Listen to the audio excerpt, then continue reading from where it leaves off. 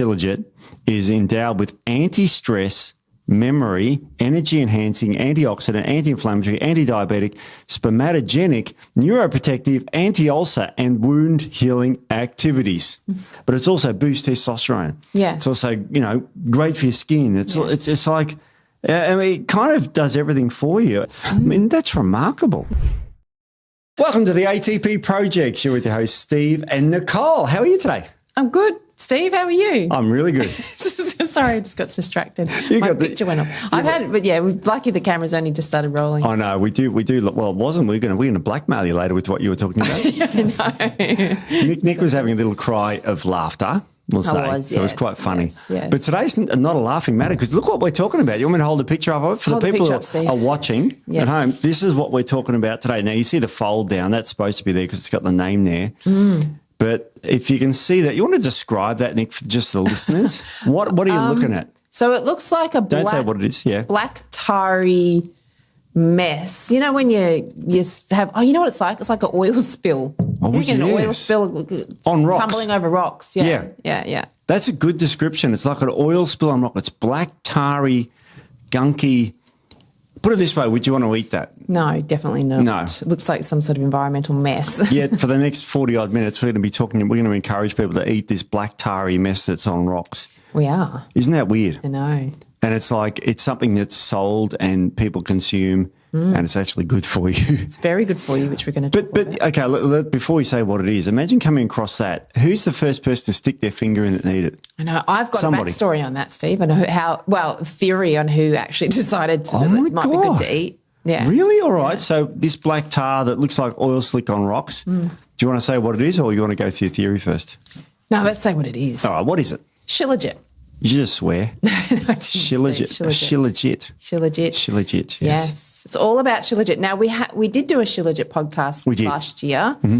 It was quite short. Yeah. So we had people wanting us to go into a little bit deeper. And we got in trouble for laughing too much, Steve. Did we? Can you believe that?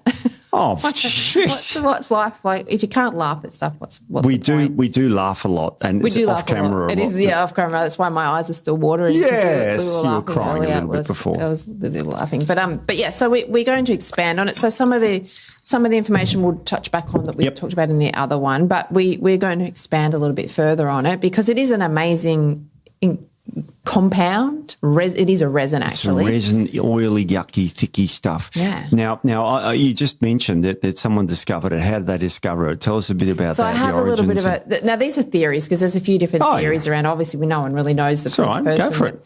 So according to one legend, Steve. Oh, now tell me the legends. A group of Himalayan villagers noticed that monkeys would often lick a tar-like substance that oozed from the rocks. The villagers tried the substance themselves and found it gave them energy and improved their overall health. Ooh. So they named the substance Shilajit, meaning rock invincible or conqueror of mountains. I love it. Yeah. So that's one theory. So the monkeys discovered it first. The monkeys were eating it. So, monkeys aren't wrong, right? Never. Never. No, and then there was another legend, and this is very similar, that claims that the great Indian sage Maharishi Shakara. Yep, know him well. Met him. Discovered Shilajit while searching for a remedy to combat fatigue and promote longevity. Wow. So he also observed monkeys consuming this substance and recognised its therapeutic benefits.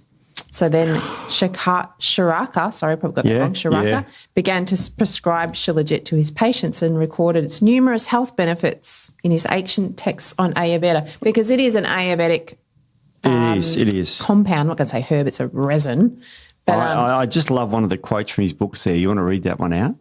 So his quote was, "There is no curable ailment in the universe which is not efficiently healed by Shilajit when delivered in the proper time in conjunction with adequate medications." Yep. Blah, blah. But yes, apparently so it cures it's a everything. All, basically. Cures everything. Screw this, whatever it's for, it cures everything. And it's funny because you and I, for those who aren't watching, we've got papers that are strewn over everything and they're all medical papers and they're all about Shilajit. They are, yeah. So there's some absolutely cool studies in here. Probably its most famous thing it's used for and what it's sold for is a testosterone booster. Yeah, and that's why I think we wanted to, because that is exactly what people think of when they think of Shilajit, but it does so much more. So we wanted to expand on that. We will touch on its benefits for testosterone, but yes, that is the thing it's most widely known for, but it does so much more. Like so many different herbs, right? They have so many different actions that a lot of times that people don't focus on what they can do outside. It's funny. I love this one because it's great for boosting test for men my age, and it's also great for women, for their bones and all sorts of things. Yes, and we'll talk about that because I do actually get quite a few questions about Shilajit and for women's libido. Yeah. So we will touch on what I found, which wasn't much, to be honest. Sadly, there wasn't a lot of any sort of research on it for female libido. Postmenopausally, premenopausally, yes, can definitely help.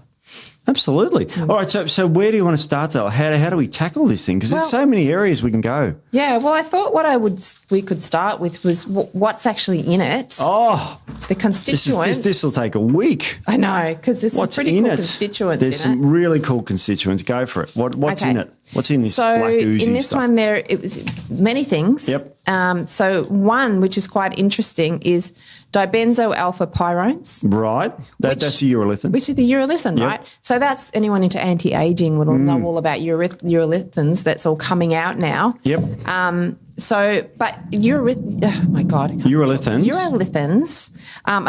they're metabolites produced by the gut microbiota from the polyphenols, allergenins and allergic acid, which is very interesting because I talk about allergic acid a lot in clinic. Yeah.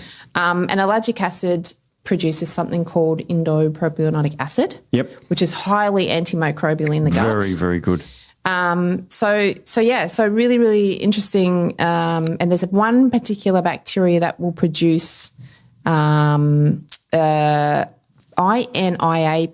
815. Oh, this is a strain. So Bifidobacterium pseudocatonatum. Yep, that's it. In a roundabout way. And this is the only strain that produces what? There's this really unique about this strain. Urolithins A and B. And B, yeah. From allergic acid. Allergic acid. Now, allergic acid, we find in our diet anyway. So this pomegranates are the best form of allergic acid. They are. I love pomegranates. I use it a lot in clinic, but you can eat the seeds. Are they called pereals, I think, the little seeds. Yeah. And you can get them frozen in the supermarket.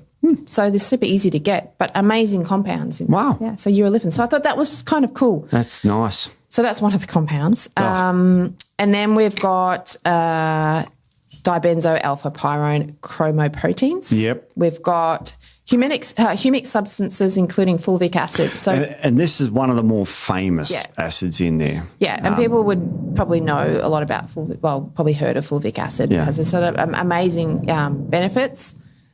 We hear some background noise here. Someone's pulling chairs around. Yeah, it's like that. It's like the old school days. We get dragged across the city. Right, it's good timing. Yeah.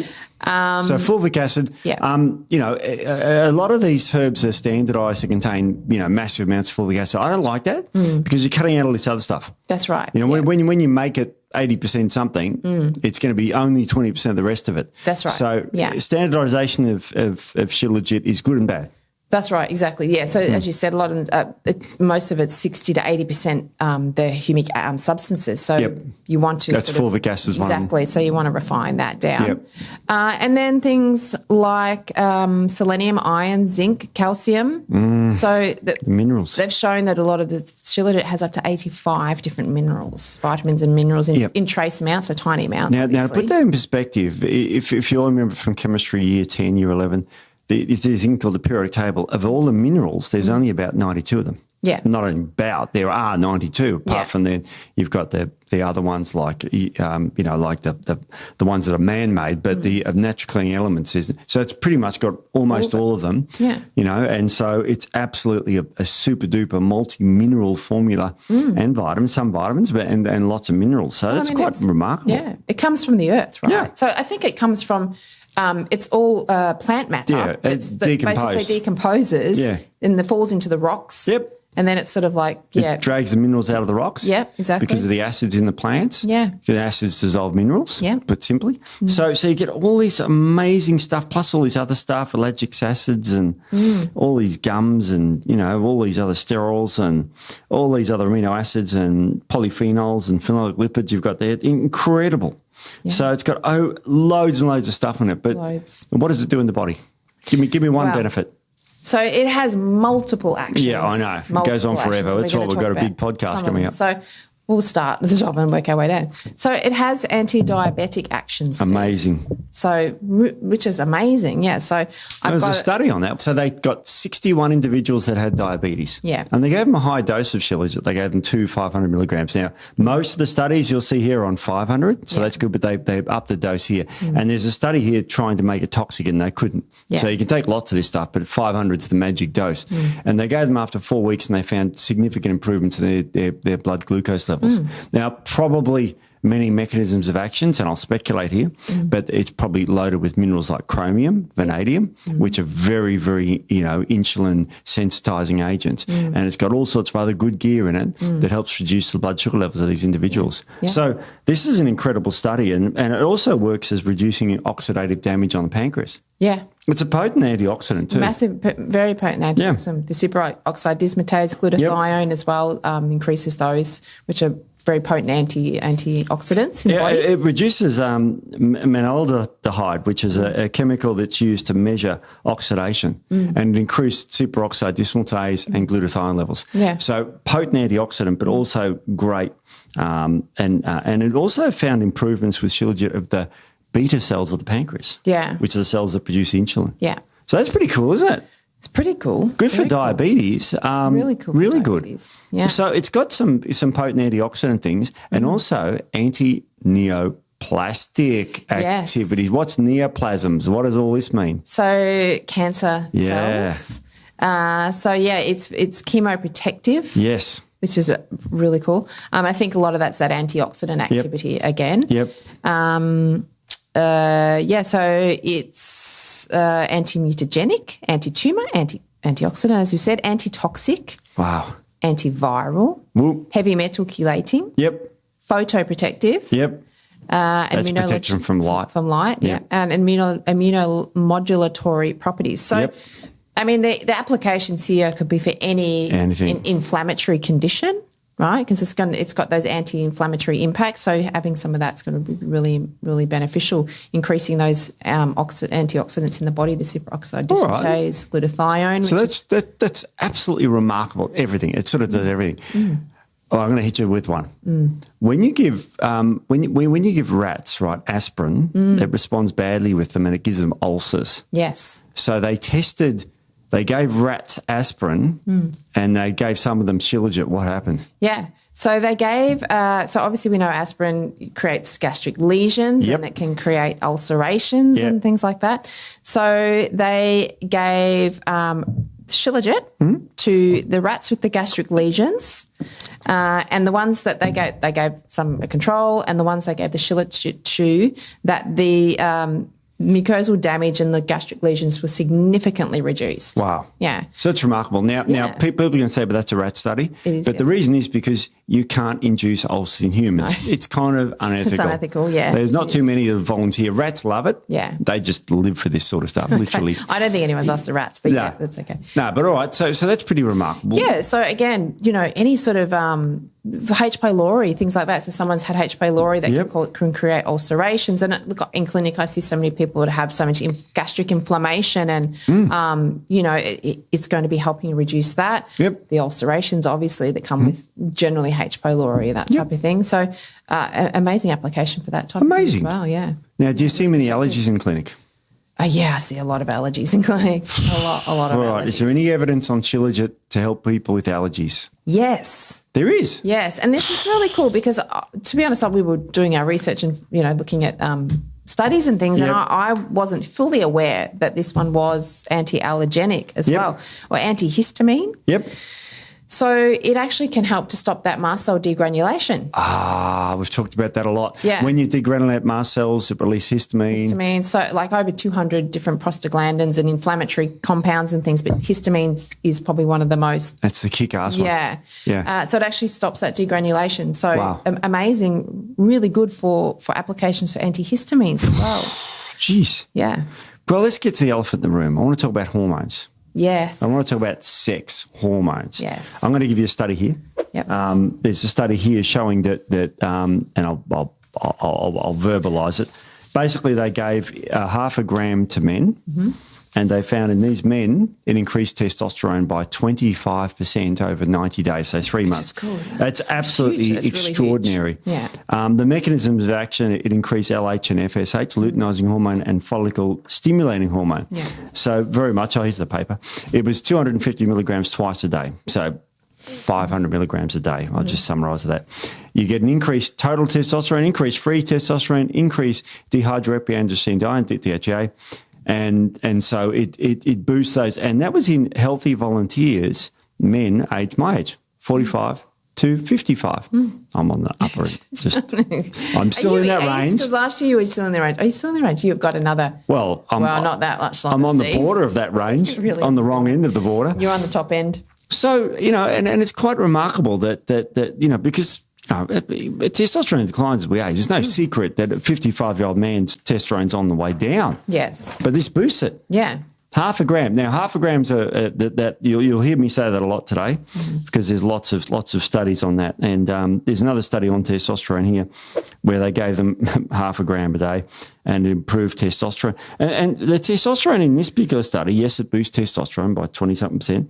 And it also showed that the Shilajit at 0.5 gram promoted retention of maximal muscle strength following a fatiguing protocol. So what they did was they fatigued the protocol and they found that if the people on Shilajit had less fatigue. So it boosts your muscle power as well as testosterone. I mean, that's pretty good. And the title is that it was published in the Journal of International Sports Nutrition.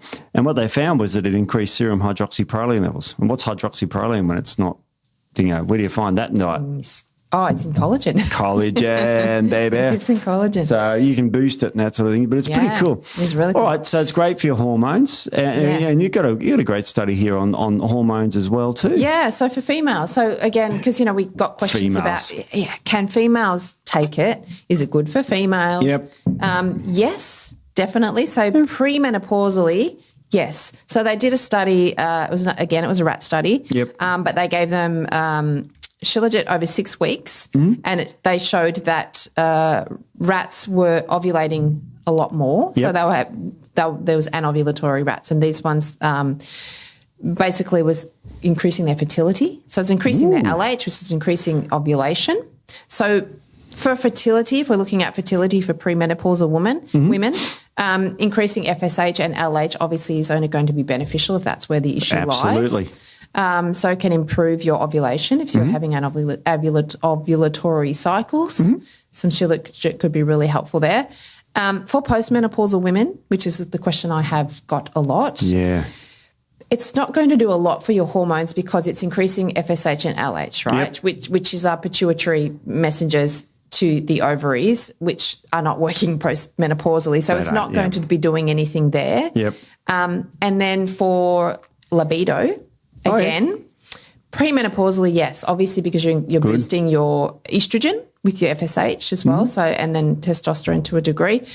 Postmenopausally, I couldn't find, sadly, any really significant studies to show that it boosts libido. In a postmenopausal woman. Yeah, I guess the only mechanism of action there would be it's working on testosterone, really. So, and that sort of, but I'm sadly, sorry, postmenopausal women. I've got some good news for postmenopausal women, though. Hey? Do you want me to give you some good news? There is some good news. Yes, you've got a great study for postmenopausal women. We've got a great study here. It's published in Phytomedicine 2022. And I'm going to read the title, and that tells you exactly what the study found. Yeah. You'll love this. It's a bit of a long title. Shilajit extract reduces oxidative stress, inflammation, and bone loss to dose-dependently preserve bone mineral density in postmenopausal women with osteopenia, light bones, a randomized double-blind placebo-controlled trial. So you don't want to say, where's the randomized double-blind? That's literally the title. That's the whole title. I'm holding up the camera. Yeah. That's solid. So guess what it found? Yeah. they tried 250 milligrams or 500 milligrams. They found only the 500 milligram. As I said, you can hear it a lot today. And they tested in 45 to 65-year-old postmenopausal women, 60 of them. So it improves your bones. So it's great for because bones, I mean, you've got to remember, that's super important as your age. And I see osteopenia and osteoporosis so much in clinic, so much. And so we have applications that we use, but the Shilajit is, I think, because look, full disclosure, I don't use Shilajit that much in clinic, but I think after doing a lot of the research, I probably will start using it more for the different issues.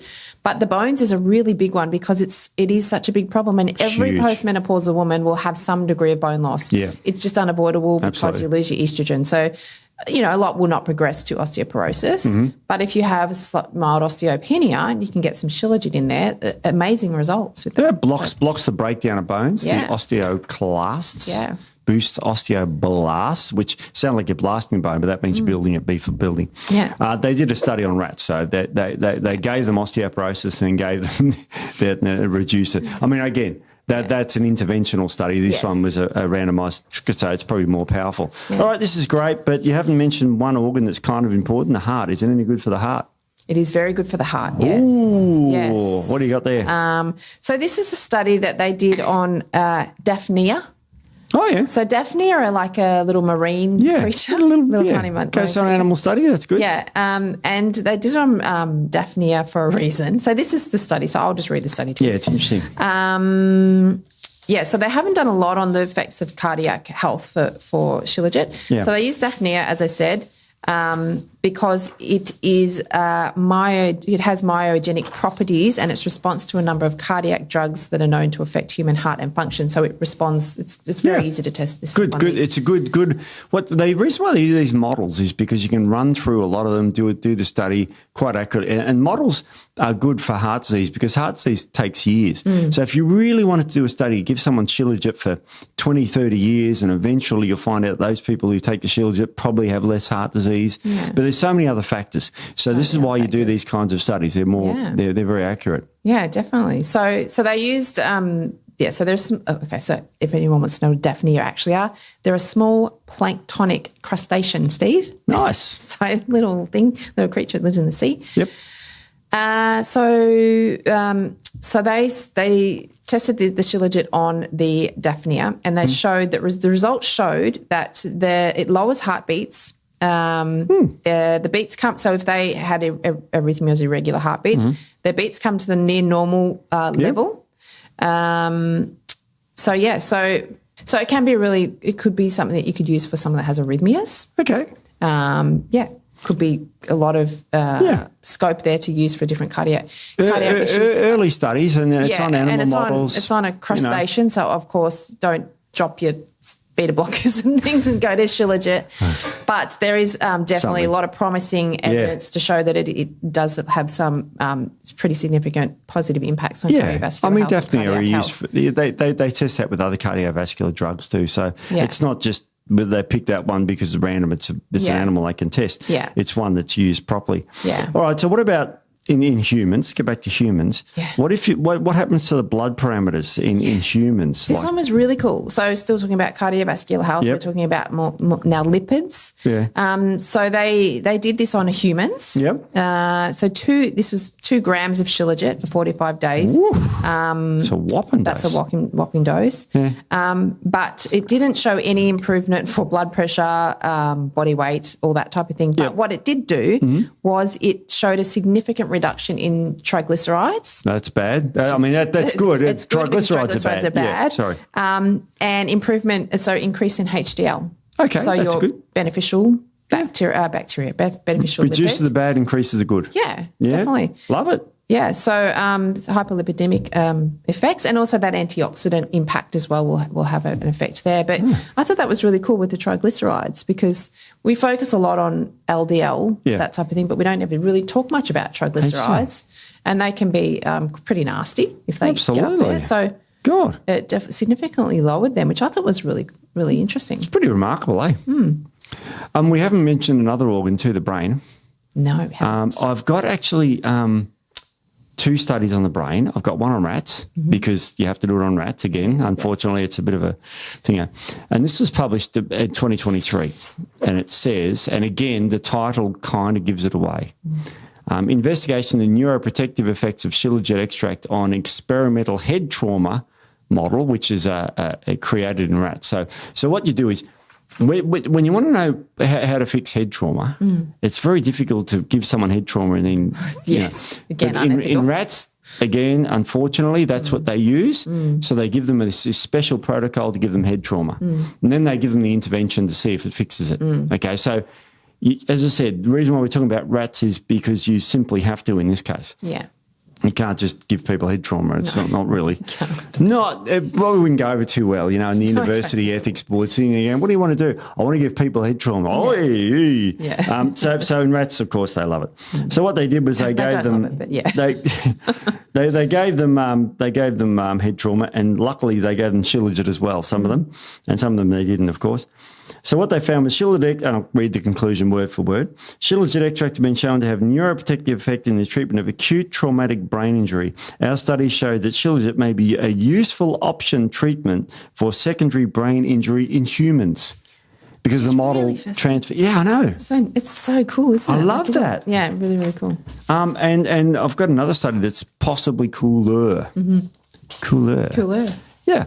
Now, what they found here was they wanted to check whether it would help with Alzheimer's disease. Now, Alzheimer's disease is associated with these tau proteins in the brain, and I'll keep it very simple. Now, you got to remember that again. To test Alzheimer's, that goes on for years and all this sort of stuff. So what they found was that they looked at the model of the brains, and they looked at the tau protein. What they found after 10 days of treatment with Shilajit, they actually found that the fractions actually were removed from the brain. Good start. Very cool, yeah. And so what they found was that Shilajit is an alternative for Alzheimer's disease treatment, or was a co-adjunctive treatment for Alzheimer's disease. And that was published, when was that published? I've got to find the date here, 2023 in Pharmaceuticals. So a good scientific paper, again, promising results. Yeah. Now, will it cure Alzheimer's? Probably not. Will it help? Probably. Could do. And look, it can't hurt. It can't hurt. That's the great thing about a lot of these medicines and compounds. I like this medicine because it seems to be specific to older people. Yes. I mean, hormones, we've talked about bones, we've talked about brains, and, so this is really cool. You've got a great study here as an antimicrobial, which goes back to, of course, younger people or any age, really. Yeah, any age, really, yeah. What you got me? What does it do for that? I did see an antimicrobial action, so I wanted to investigate that further. Obviously, doing a lot of work with the gut and antimicrobial impacts of, different herbs and things on the gut always really interests me. So they did test it on quite a few different bacteria, that type of thing. So some of them it worked okay and some of them it not so well. But one that it was really effective for was E. coli. E. coli is a bad one. Yeah, and I see E. coli come up in stool analysis quite a lot. Yep. And you know what? It's supposed to be a transient bacteria, but I've seen it just sticks around. You cannot get rid of it. And I've struggled in some instances to get rid of it with different antimicrobials, but the Shilajit apparently is very good for that. And the low dose was 76%, medium dose was 96%, and the higher dose was 100% effective. Yeah. It kills it. Really cool. You got to remember, it's easy to kill, and it kills bugs. You just heat them up, or you burn them, or you freeze, whatever the hell it is that kills them, bleach, whatever. But this is a good for you substance that kills bad stuff. Yes. This is good for you, and it kills bad bugs on its way through. Yeah, I mean, great. that's pretty impressive. And I think that you probably find that obviously they didn't test it on all the different bacteria, but I think it probably could have application for more. Yeah. But it'd be worth looking at. And therefore, and it's also got the antimicrobial impacts. It's got the anti-ulcer, so it's helping actually with the gut lining as well, so in reducing inflammation. So it could be a really beneficial I'm not going to call it a herb, a resin for the gut. For gut health. It is a herb. Probably shouldn't call it a herb.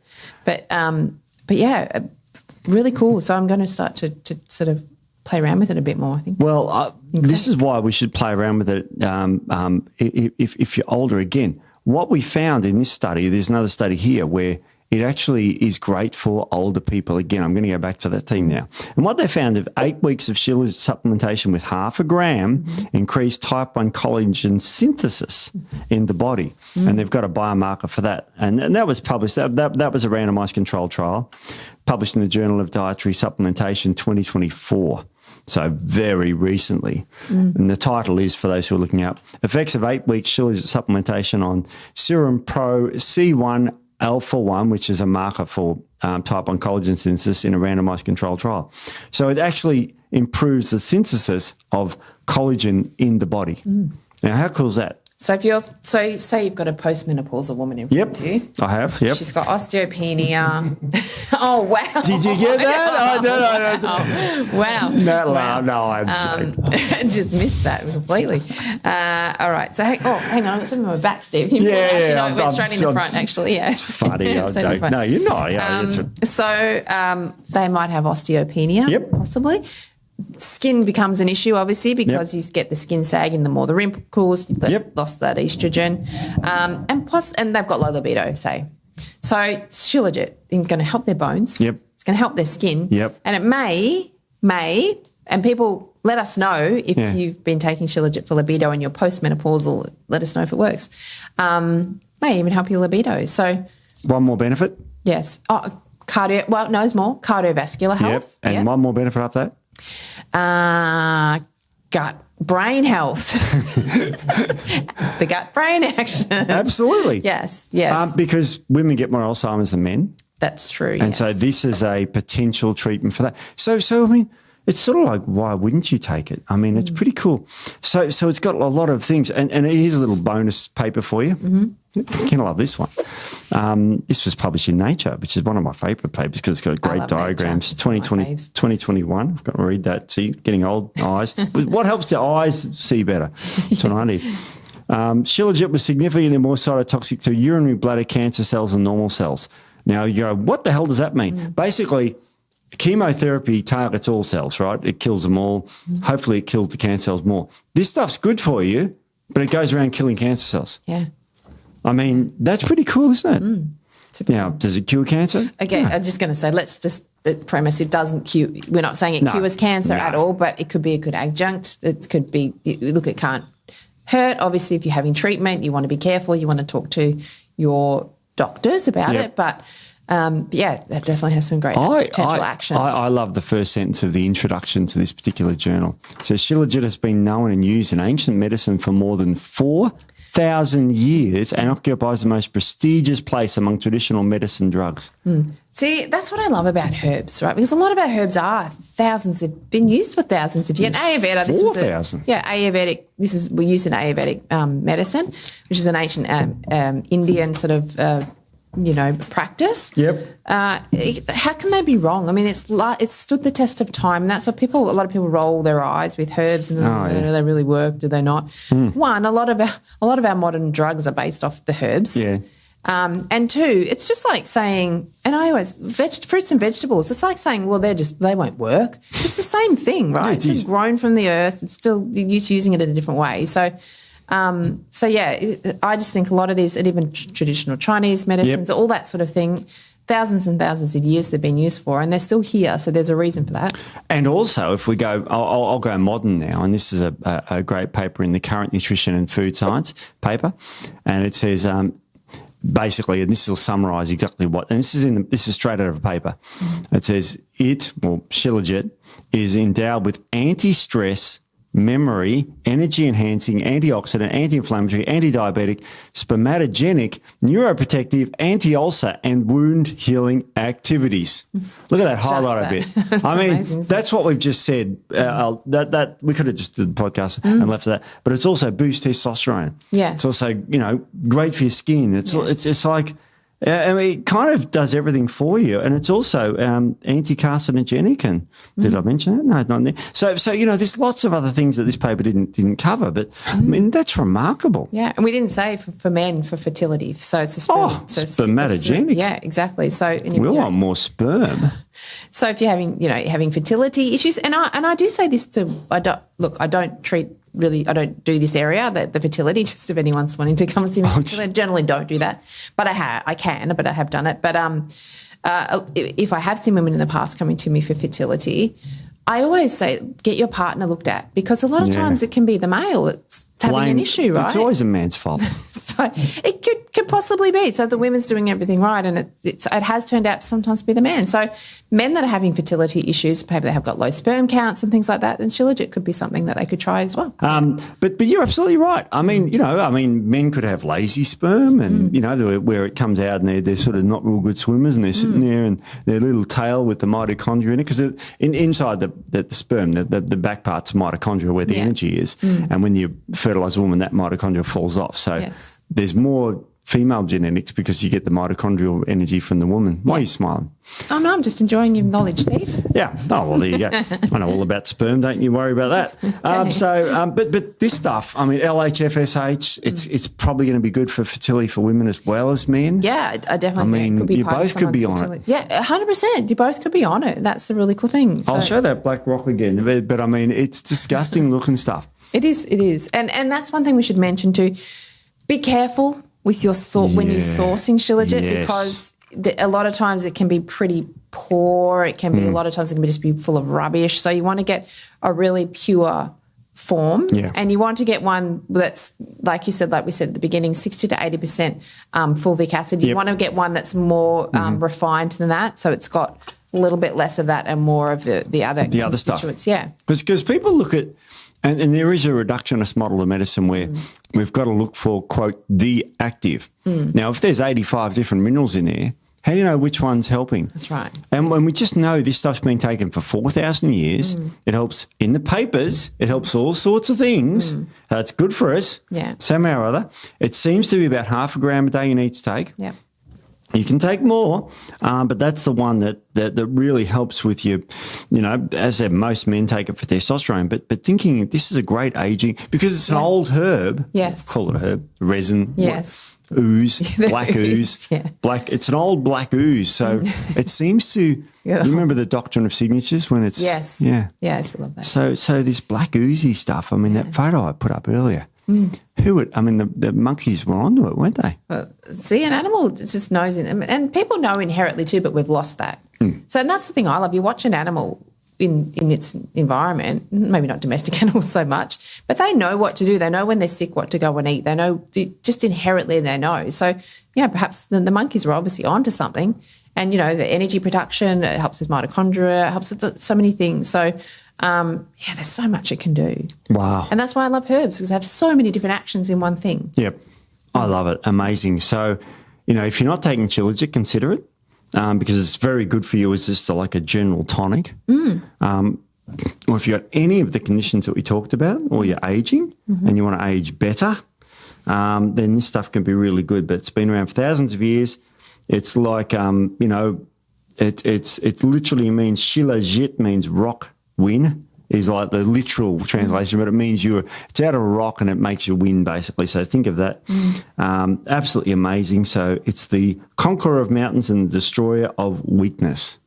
I'm just reading straight out of a paper here that I just read out. So I love that. And amazing. It is amazing. So that's pretty much about all we've got time for Shilajit. Yeah, so hopefully that's just giving people a few extra things, but benefits of Shilajit that we didn't talk about in the first one. And so many amazing actions, as you said. Anyone that's older, anyone that has fertility issues, fatigue, brain health issues, some gut health issues. Brain trauma, Alzheimer's, brain injuries, wrinkles, and things. From wrinkles to brain trauma. It's a lot, isn't it? Covers everything. And cool. Boost testosterone all the way. Yeah. And that's what most men take it for. Yeah, definitely. But they're also getting some of these other benefits, which they may not have known that it's actually helping with as well. Guess what I'm going to have this afternoon in my drink? I'm guessing Shilajit, Steve. Yes, I know there's some Shilajit here, so I'm going to take that. Yeah. All right. Well, you have a great day. Yeah. We'll see you all next week. Bye, guys. Bye.